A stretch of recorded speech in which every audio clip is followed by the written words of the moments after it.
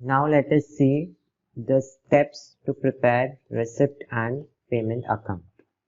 So the first step is take the opening balance of cash in hand and cash at bank and enter them on the debit side. So if receipt and payment account, so we know that receipts are written on the debit side and payments are written on the credit side. So we have to take the opening balance of cash in hand and cash at bank and record them in the debit side. In case there is a bank overdraft at the beginning of the year, record it on the credit side. So in the question, if they have given bank overdraft, you have to record it on the credit side of the receipts and payment account. So this is the first step. The second step, show the total amount of all receipt on its debit side, irrespective of its nature. So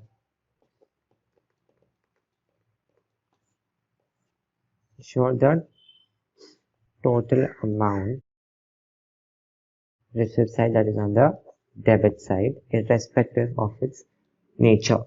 So we learned that two natures, capital nature and revenue nature, or whether they pertain to past, current or future periods. So irrespective of its nature and whether they belong to past, current or future periods, we have to record all the receipts and find out their total and write it on the debit side. In the same way, show the total amount of all payments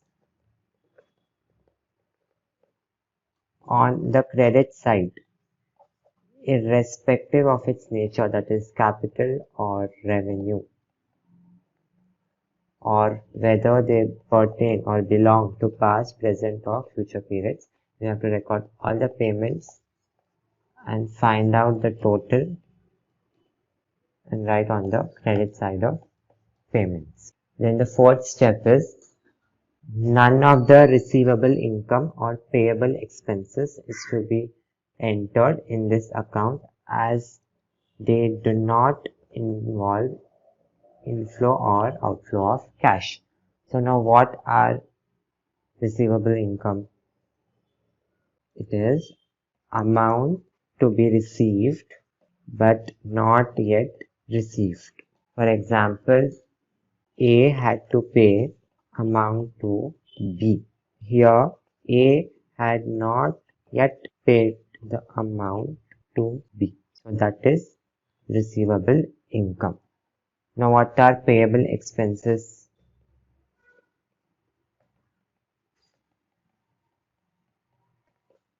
It is short-term liabilities. In the same example, B had to pay A. Here, A had not paid to B. So that is payable expenses. So these both, that is receivable income and payable expenses, are not to be recorded in receipts and payment account because it does not involve inflow or outflow of cash.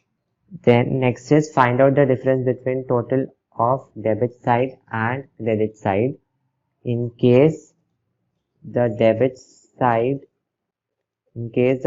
side is more than the credit side, then you have, so whatever the balance will be there, you should record it in the credit side. In case the credit side